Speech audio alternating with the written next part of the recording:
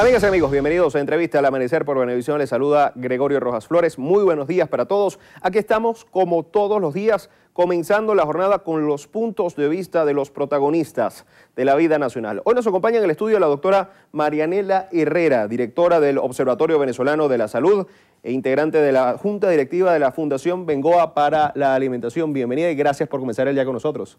Buenos días, Gregorio. Muchas gracias por la invitación. También profesora de la Universidad Central de Venezuela, ¿no? Así es, del Centro de Estudios del Desarrollo, mejor conocido como CENDES. Bueno, vamos a comenzar con un tema importante que es la alimentación, porque hoy precisamente culmina la Semana Mundial de la Lactancia Materna. Pero ¿cuál es la situación de la lactancia materna en nuestro país? Fíjate, nosotros vemos con preocupación que lactancia materna exclusiva durante los primeros 6 meses de vida es muy poca. Realmente habían unas cifras que se han manejado, que el 40% de las madres lactan de alguna manera hasta el año, si no mal recuerdo, 2016. Sin embargo, tenemos que evaluar en qué condiciones lactan y si esto incluye lactancia materna exclusiva. Hasta el año 2008, en otra encuesta, veíamos que realmente era muy bajo el porcentaje a los 6 meses de lactancia materna exclusiva y veíamos cómo iba disminuyendo eso a medida que avanza la vida del bebé. Es hora de que tomemos realmente en cuenta un fortalecimiento de todos los programas de lactancia materna, del estímulo que debe existir para que una madre lleve a cabo esto, porque además es parte de nuestras soluciones. La lactancia materna exclusiva es hasta los 6 meses. Hasta los 6 meses. ¿Y hasta qué tiempo se estima o se estila que la madre lacte?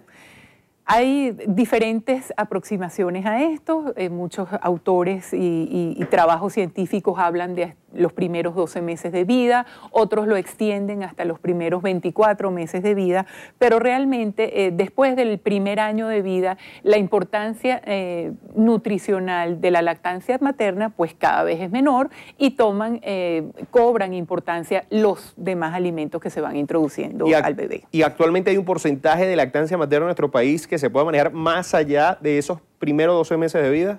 No lo tenemos, al menos yo lo desconozco, no quiero decir que no existan, pero yo no tengo esa cifra. Bueno, la desnutrición. Hacia abril de este año había un estudio que hablaba de 11,4% de desnutrición infantil en nuestro país. ¿Cuál ha sido el comportamiento de ese índice en el último lustro? Sí, fíjate, realmente hablar de desnutrición o de déficit en niños en el país tiene que hablarse desde vamos a comentar desde hace una década atrás, con el último reporte del CISBAN de 2007, donde aparecía un déficit nutricional en niños en edad escolar de aproximadamente un 10%. Ese 10% es desnutrición crónica. Hoy en día vemos algunas comunidades, por ejemplo, con mucho más que 11,9%, que 12%. Vemos comunidades que nos preocupan muchísimo, con alrededor de un 29-30% de desnutrición, donde vemos algún tipo de desnutrición en ese porcentaje de niños. Esto es importante porque nos habla del deterioro en la situación de los niños y, por supuesto, nos habla en las condiciones en las cuales los niños están creciendo. Esto, por supuesto, nos crea la gran interrogante de cómo se van a desempeñar estos niños en el futuro, cuáles van a ser sus enfermedades y cuál va a ser el futuro de las próximas generaciones de los venezolanos. ¿Y hay soluciones a corto y mediano plazo para esta situación que se puedan plantear incluso desde la Fundación? Claro, nosotros estaríamos dispuestos a ayudar en el aporte de soluciones y, por supuesto, nosotros tenemos que hacer algo importante, que es inmediatamente prevenir o mejorar el daño biológico para que no quede instalado. Dependiendo del momento crítico donde tú puedas hacer una intervención, vas a lograr revertir el daño o puedes no revertir el daño. Entonces, por eso es tan importante comenzar a identificar las necesidades. Vamos a ver que hay niños que están desnutridos severamente, estos niños realmente necesitan canalizarse hacia un tratamiento más médico, de programas de realimentación y de nutrición y terapia médica, y por supuesto prevenir los que todavía tienen la posibilidad de prevenir para llegar a ese daño. años. Y esta situación la agrava también la escasez de medicinas. Por supuesto. Cuando nosotros vemos que los hospitales tienen un déficit, por ejemplo, en soluciones de rehidratación, porque generalmente la desnutrición severa se acompaña de deshidratación y no podemos rehidratar a un niño, entonces nosotros vemos que estamos en problemas. Cuando hay una madre que fallece y el niño queda, pero el hospital no tiene fórmulas infantiles para inicio y para mantener el bebé, también estamos frente a un problema. Y cuando vemos a los hospitales sin poder ofrecer la alimentación adecuada dependiendo de la dolencia y de la enfermedad de los pacientes, también tenemos un problema. Si hablamos de la edad de los niños que están sufriendo, que están padeciendo peor la situación de desnutrición, ¿de qué edades estaríamos hablando? ¿En qué edades se comprende?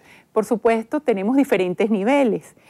Tenemos los primeros 1000 días de vida, que es igual, corresponde a la categorización hecha por la Organización Mundial de la Salud, que comprende desde la concepción hasta los primeros 2 años de vida.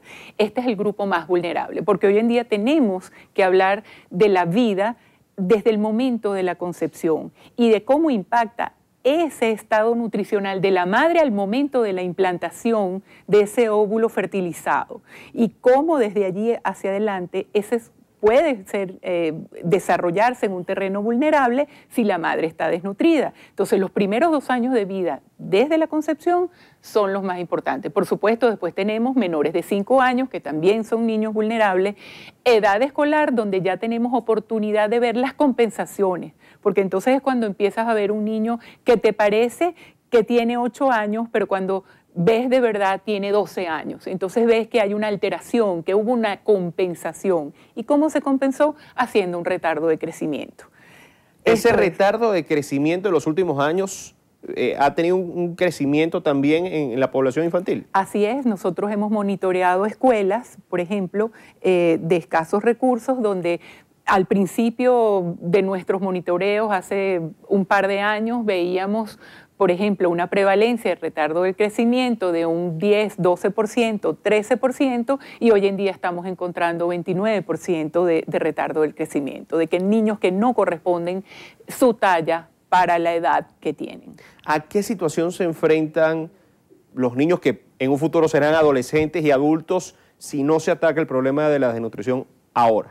Por ejemplo, hoy en día la ciencia sabe con evidencia que los niños que crecen desde muy temprano en situaciones de déficit de nutrientes y de calorías pueden tener mayor riesgo de tener enfermedades cardiovasculares cuando son adultos, mayor riesgo de obesidad aún siendo desnutridos en etapas iniciales de la vida o mayor riesgo de ser diabéticos. Y por supuesto, desde allí tenemos ese riesgo aumentadísimo en todas estas enfermedades crónicas que nos hacen realmente tener una enorme preocupación por el futuro de estas enfermedades en el país. ¿Hay acercamientos con institutos gubernamentales, entidades gubernamentales para tratar de aplacar toda esta situación que se anticipa crítica?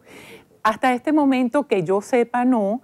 Pero igualmente desde nuestras instituciones estamos abiertos, estamos dispuestos a dar la asesoría que se requiera y bueno, ¿qué más quisiéramos que poder participar en la solución de este grave problema que tenemos en el país? Finalmente, doctora, para cerrar con este tema de la salud, las madres, con el tema de la alimentación y de la salud, la situación también de la mortalidad materna posterior al nacimiento de los niños, ¿cuál es?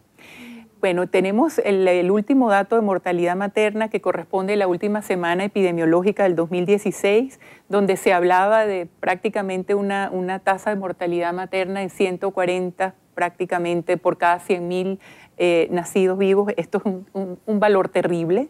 Esto no es lo que hemos visto en Venezuela, que aun cuando ha tenido valores altos para esta tasa de mortalidad, esta se convierte en alarmante. Y esto nos llama la atención acerca de 2 cosas: estado nutricional y acceso a los servicios de salud.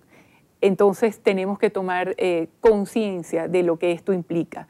Cuando no hay buen estado de salud, cuando no hay buen estado nutricional, cuando inclusive hay exceso durante el embarazo, exceso de peso, hay mayor tendencia a hacer problemas de tensión arterial, mejor conocidos como preeclampsia. También si no tienes el acceso al cuidado pertinente en salud, entonces vas a tener una complicación no tratada y entonces tienes un aumento en la mortalidad materna, doctora, con todas las consecuencias que tiene. Doctora, gracias por esta sustanciosa conversación que tuvimos hoy. Muchísimas gracias a ti. Nos acompañó la doctora Marianela Herrera, directora del Observatorio Venezolano de la Salud e integrante de la Junta Directiva de la Fundación Bengoa para la Alimentación. Amigos, gracias por acompañarnos en Entrevista al Amanecer. En minutos nada más, primer contacto, yo los espero a las 6:30 de la mañana en la emisión matutina de su noticiero Venevisión. Feliz día para todos.